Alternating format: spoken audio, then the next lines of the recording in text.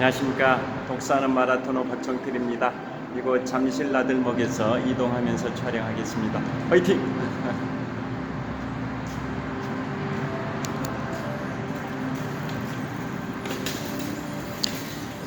자, 이곳 잠실 나들목에서 북쪽 방향 잠실 한강공원 방향으로 이동하면서 촬영하고 있습니다.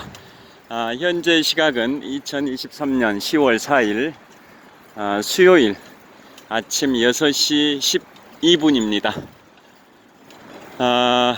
추석 한가위 황금 연휴 6일은 잘 보내셨는지요? 황금 연휴 6일이 끝나고 첫 출근을 준비하고 계실 텐데요. 이곳 잠실 나들목에서 한강 자전거 길을 따라 북쪽 방향으로 동쪽 방향으로 힘차게 질주하면서 촬영하겠습니다. 자전거를 타고 아침 바람을 가르면서 동쪽 방향으로 이동하고 있는데요. 기온은 한 14도 정도, 꽤 쌀쌀합니다. 스마트폰을 잡고 있는 손이 약간 시려울 정도로 약간 쌀쌀하게 느껴지는 10월 4일 수요일 아침 6시 13분입니다. 제가 오늘은 자전거 출근길에 미국의 제3대 대통령 토머스 제퍼슨 관련해서 말씀드리겠습니다. 자, 제가 지금부터 한 달쯤 전에 8월 25일부터 9월 3일까지 미국 동부 지역과 캐나다 지역 7박 10일의 일정으로 내 식구 가족 여행을 다녀왔는데요. 그 중에 첫날 갔던 것이 미국의 수도이자 세계의 중심인 워싱턴 DC 투어를 했었습니다. 워싱턴 DC 투어를 할 때는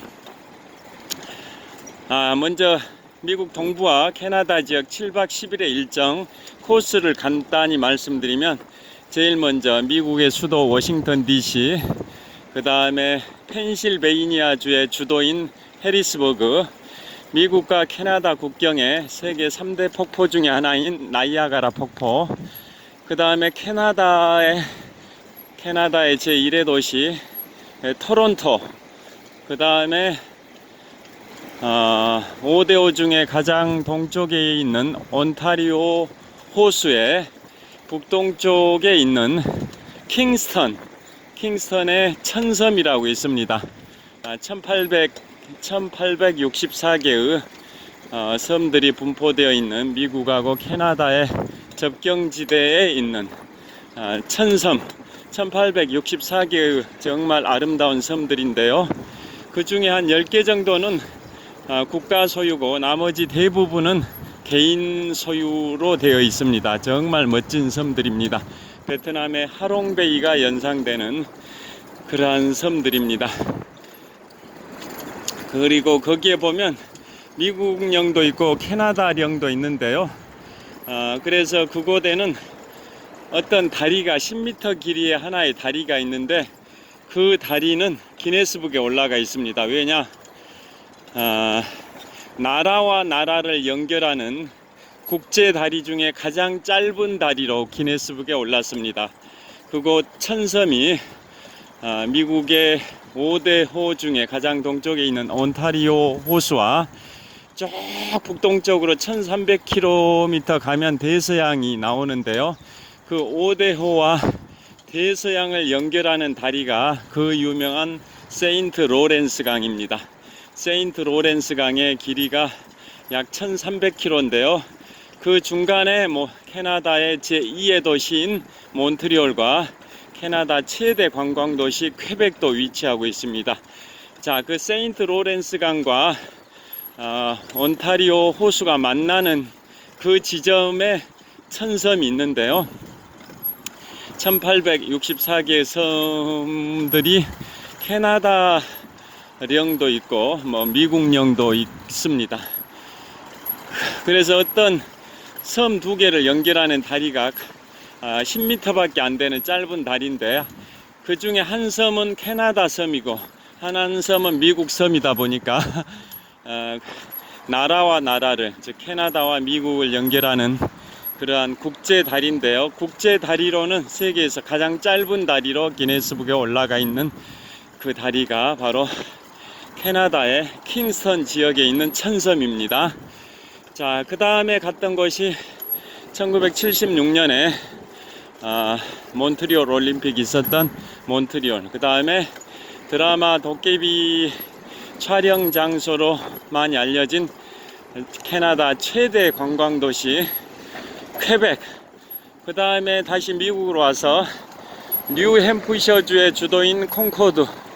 그 다음에 미국 역사의 시작점인 보스턴. 그 다음에 미국의 제1의 도시이자 미국의 경제 수도 역할을 하는 뉴욕. 이런 순으로 7박 10일 동안 내 식구 가족 여행을 다녀왔었습니다. 그 중에 첫날이 바로 워싱턴 DC 투어였는데요.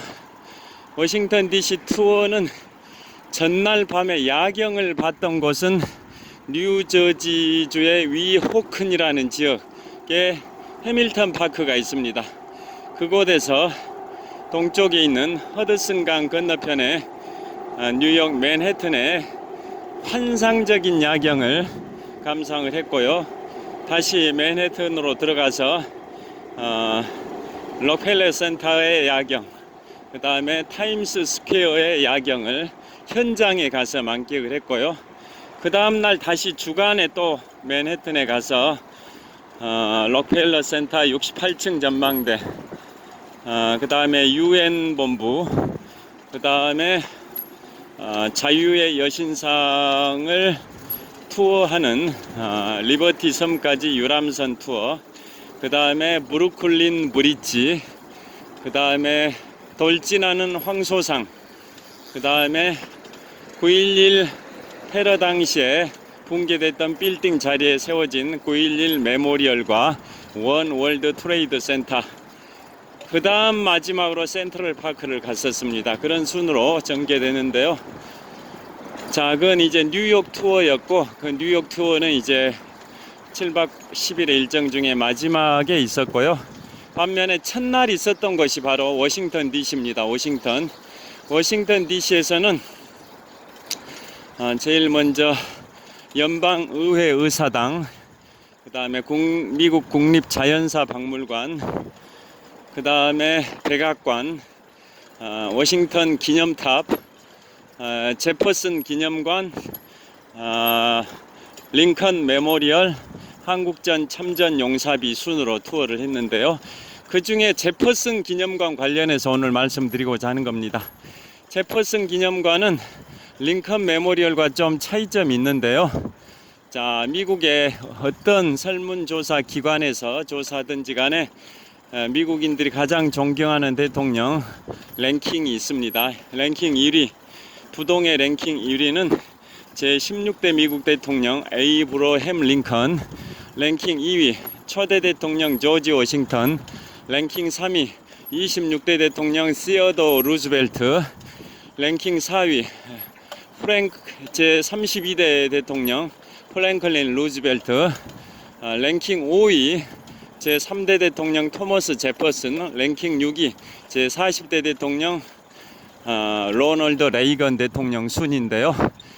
자, 그 중에 랭킹 5위 제3대 대통령 토머스 제퍼슨과 관련해서 제퍼슨을 기리는 기념관이 제퍼슨 기념관, 랭킹 1위인 16대 대통령 에이브러햄 링컨을 기리는 기념관이 링컨 메모리얼입니다.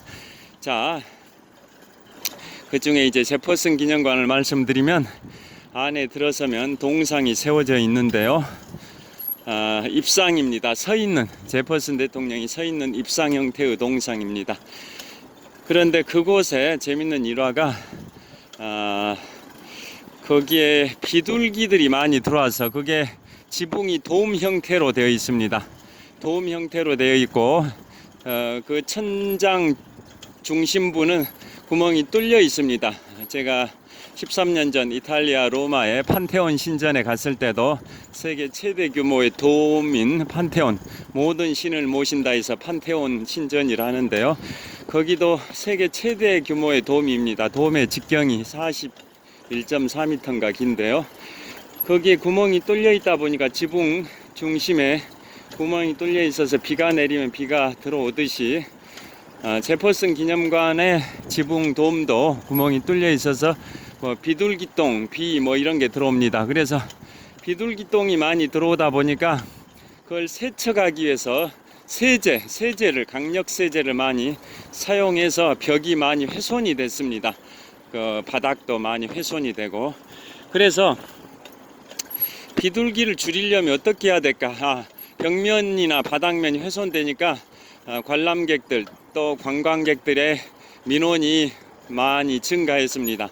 그래서 이제 관리 당국에서는 고민을 하기를 비둘기똥을 줄이려면 어떻게 할 것이냐 생각을 해봤더니, 왜 비둘기가 많이 생기냐면 비둘기가 거미를 먹기 위해서 그곳으로 많이 모였다는 겁니다. 거미. 그러면 거미를 줄이려면 어떻게 할 것이냐? 그것은 거미가 나방을 먹고 자라기 때문에 나방을 먹기 위해서 또 거미들이 많이 모였다라는 겁니다. 그러면 나방을 줄이려면 어떻게 할 것이냐? 그것은 바로 제퍼슨 기념관 내부에 밝은 조명을 보고 나방들이 많이 모였었습니다. 그래서 근본 원인을 해결하기 위해서 제퍼슨 기념관의 야간 조명을 2시간 늦게 켰습니다. 2시간밖에 차이가 안 나긴 하지만 야간 조명을 2시간 늦게 켜니까 나방들이 이제 많이 줄어들었습니다. 그래서 결국은 나방이 줄어드니까 거미도 줄어들고, 거미가 줄어드니까 비둘기도 줄어들고, 그래서 비둘기똥도 많이 줄어들어서 강력 세제를 사용할 일이 그만큼 줄어들었습니다. 그래서 그 제퍼슨 기념관의 그 사례가 근본 원인을 해결하는 사례로 굉장히 유명합니다. 자, 그 제퍼슨 기념관, 제퍼슨은 어떤 대통령이냐? 반연방주의자였습니다. 미국의 건국 초기에는 연방주의자와 반연방주의자의 대립이었는데요.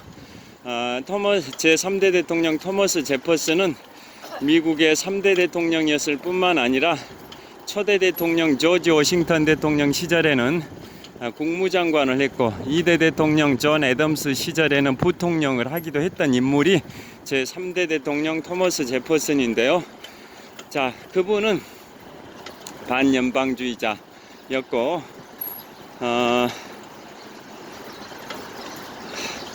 연방주의자와 반대 세력이었던 거죠. 연방주의자는 연방의 단합을 강조한 반면, 반연방주의자는 연방도 중요하지만 각 주의 독립성이 또 더 중요하다라는 게 반연방주의자입니다.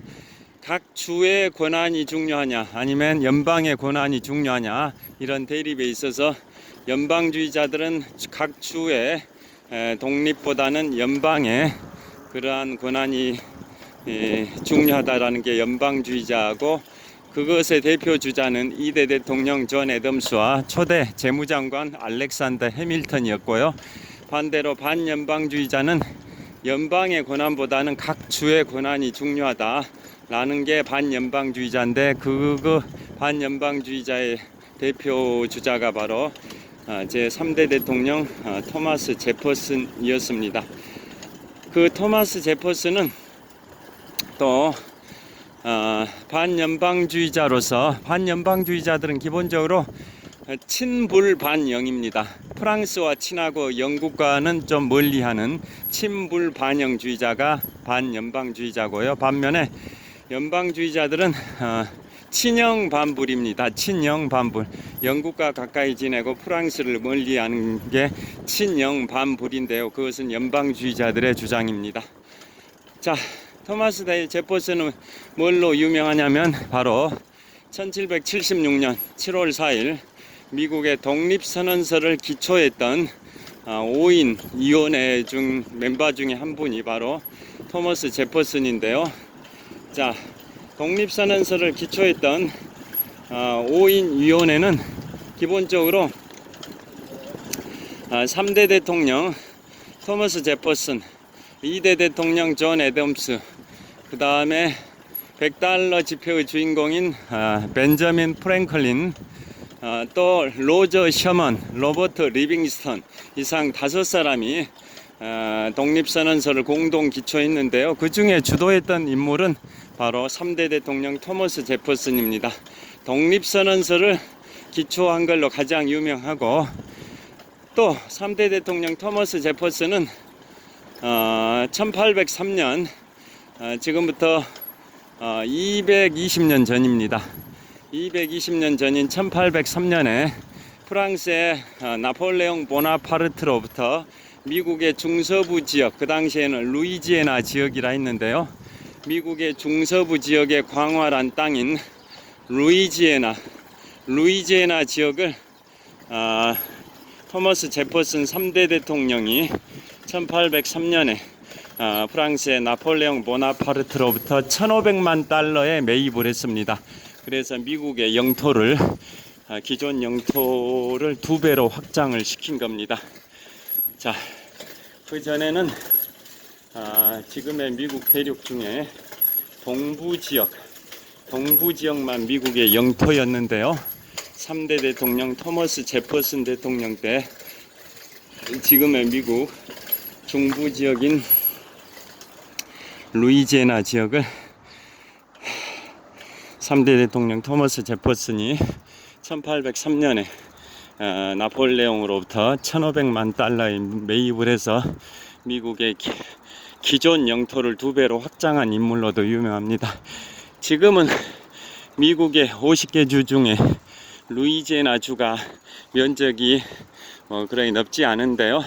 그 당시에 루이지애나는 지금의 미국 중서부 지역 전체를 아우르는, 그래서 지금으로 치면 미국의 거의 한 10개 주 정도의 면적을 합산한 것과 비슷합니다.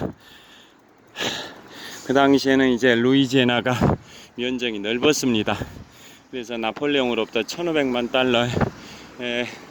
토머스 제퍼슨 대통령이 매입을 해서 미국의 영토를 2배로 확장한 인물로도 유명하고요. 가장 중요한 게 있습니다. 바로 행운의 $2의 초상화 주인공이기도 합니다. 자, 미국의 지폐 권종에는 7가지 권종이 있는데요. 각 지폐에는 초상화가 그려져 있죠.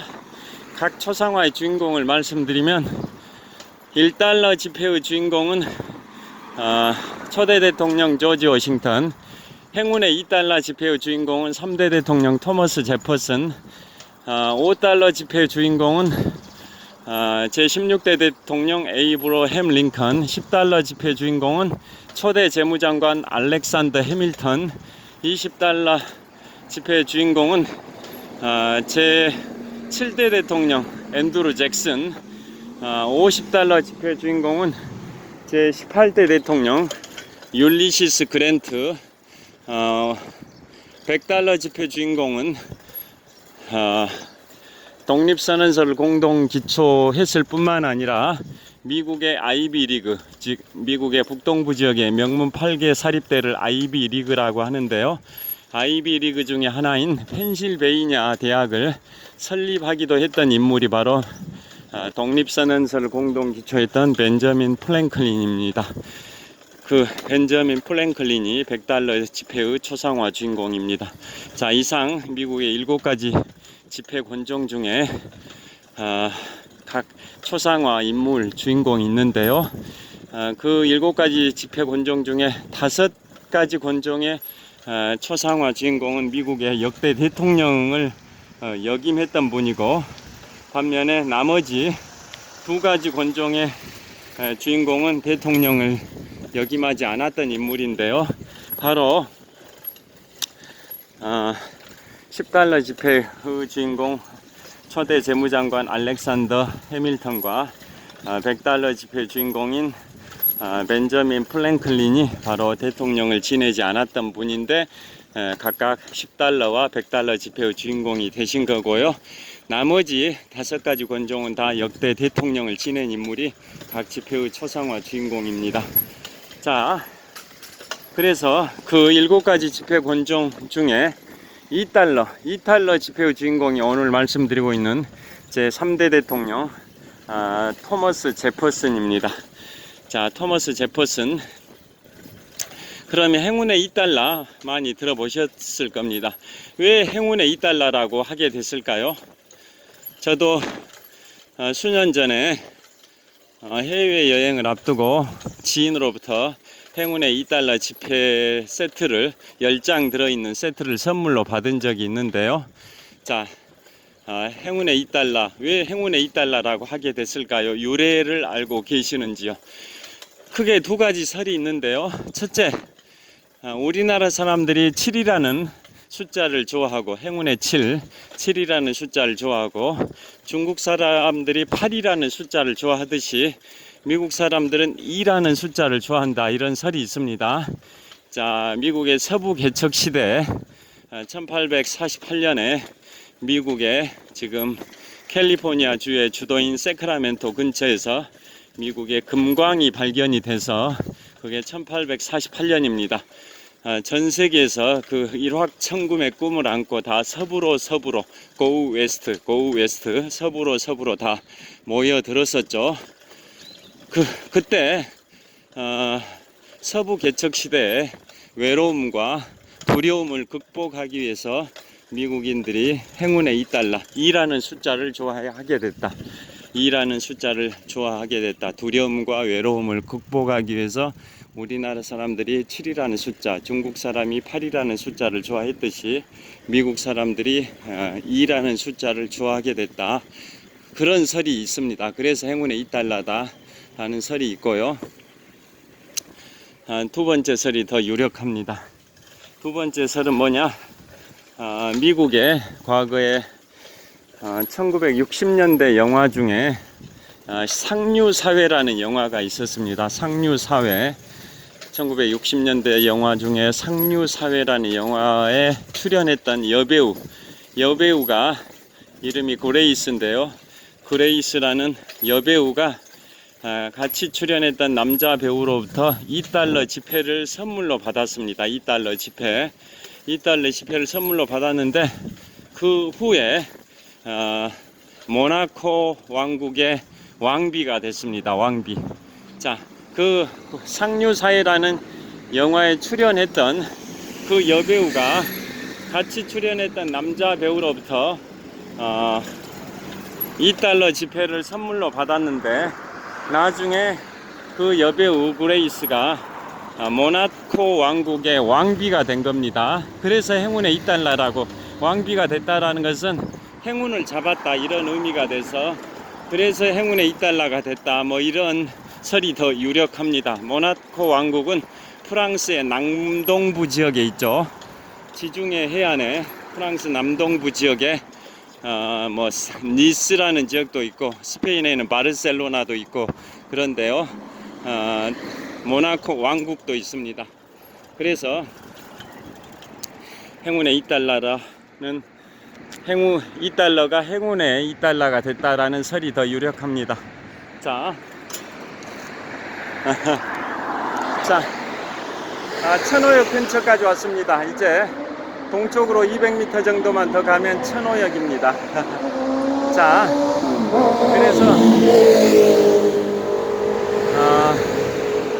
미국의 3대 대통령 토마스 제퍼슨 하면 미국의 독립선언서를 공동 기초했을 뿐만 아니라 3대 대통령도 역임했고, 행운의 2달러 지폐의 초상화 주인공이기도 하고요.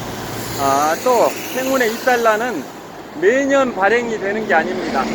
지금까지 한 6, 7번 발행이 됐는데요. 특별한 연도에만 발행이 됩니다. 행운의 2달러는 미국의 조폐국에서 매년 발행하는 게 아니라 특별한 연도에만 발행이 돼 왔는데요. 지금까지 5, 6차례 정도 발행된 걸로 제가 알고 있습니다. 자, 그래서 오늘은 행운의 2달러 관련해서 말씀드렸고, 그 주인공이 바로 3대 대통령 토머스 제퍼슨이다 라는 내용을 말씀드렸습니다. 자, 신호가 바뀌었습니다. 신호가 바뀌었기 때문에 신속히 건너도록 하겠습니다. 자, 횡단보도 신호가 바뀌었는데요. 신속히 건너도록 하겠습니다. 자, 신호가 바뀌어서 빨리 건너도록 하겠습니다.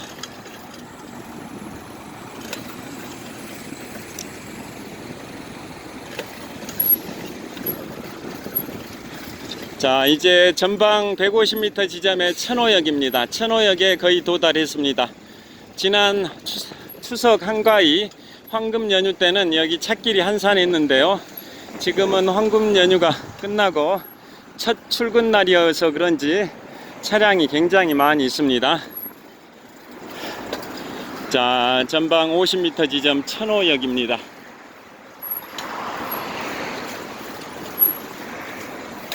여기를 통과하고 말씀드리도록 하겠습니다.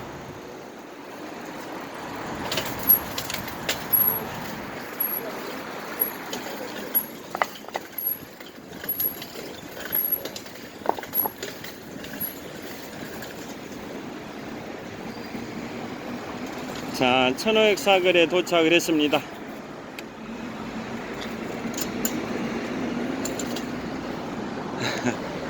자, 천호역 사거리입니다. 오늘은 현재 시각 2023년 10월 4일 수요일 아침 6시 한 45분 정도 됐을 것 같습니다. 오늘 제가 평상시보다 좀 빨리 자전거 출근길에 나섰는데요. 자, 오늘은 미국의 워싱턴 DC에 있는 제퍼슨 기념관 관련해서 근본 원인 해결의 사례로 제퍼슨 기념관 안에 있는 비둘기똥을 줄이기 위해서 바로 야간 조명을 켜는 시간을 2시간 늦췄더니 나방이 줄어들었고, 그 나방을 먹이로 하는 거미가 줄어들었고, 그 거미를 먹이로 하는 비둘기의 숫자가 줄어들어서 비둘기똥을 세척하기 위해서 사용하는 세제 사용량이 상당 부분 줄어서 제퍼슨 기념관의 바닥면과 내부 벽면의 훼손을 많이 줄였다라는 그런 사례, 그게 바로 근본 원인 해결의 사례로 굉장히 유명합니다. 그것도 말씀드렸고요. 그 제퍼슨 기념관의 주인공인 제3대 대통령 토머스 제퍼슨 관련해 가지고 바로 토머스 제퍼슨이 프랑스의 나폴레옹으로부터 지금부터 220년 전인 1803년에 미국의 중부 지역의 루이지애나 지역을 1,500만 달러에 매입을 해가지고 미국의 기존 영토를 2배로 확장했다라는 말씀도 드렸고요. 또 제퍼슨이 행운의 $2 지폐의 초상화 주인공이기도 하다라는 말씀을 드리면서 왜 행운의 $2라고 하게 됐는지 그 유래까지 말씀드렸습니다. 1960년대 상류사회에 출연했던 여배우가 같이 출연했던 남자 배우로부터 그 여배우 이름이 그레이스입니다. 그레이스라는 여배우가 남자 주연 배우로부터 $2 지폐를 선물 받았는데 나중에 모나코 왕국의 왕비가 되는 행운을 안게 됐다. 그래서 행운의 $2라는 말이 생겼다라는 부분까지 말씀드렸습니다. 현재 기온은 14.5도 정도 되고요. 바람이 약간 쌀쌀하게 불고 있습니다. 자, 뒷면에 현대백화점 천호점인데요. 지금 어제 개천절이었기 때문에 태극기를 달아놓은 것 같습니다. 태극기가 바람에 약간 휘날리고 있습니다. 자, 뒷면에 현대백화점 천호점 바로 이 앞에 태극기가 휘날리고 있습니다. 약간은 쌀쌀하게 느껴지는 그런 날씨입니다. 이제 황금 연휴 6일이 끝나고 첫 출근을 하실 텐데요. 힘찬 한 주, 또 힘찬 10월, 또 단풍의 계절이자 마라톤의 계절이자 독서의 계절이자 남자의 계절이자 사색의 계절 가을의 중심에 있는 10월을 힘차게 시작하시길 빌겠습니다. 자, 시청해 주셔서 감사합니다. 지금까지 천호역에서 독서하는 마라토너 박종필이었습니다. 감사합니다. 화이팅! 자, 현대백화점 천호역입니다. 자, 천호역 사거리입니다. 감사합니다.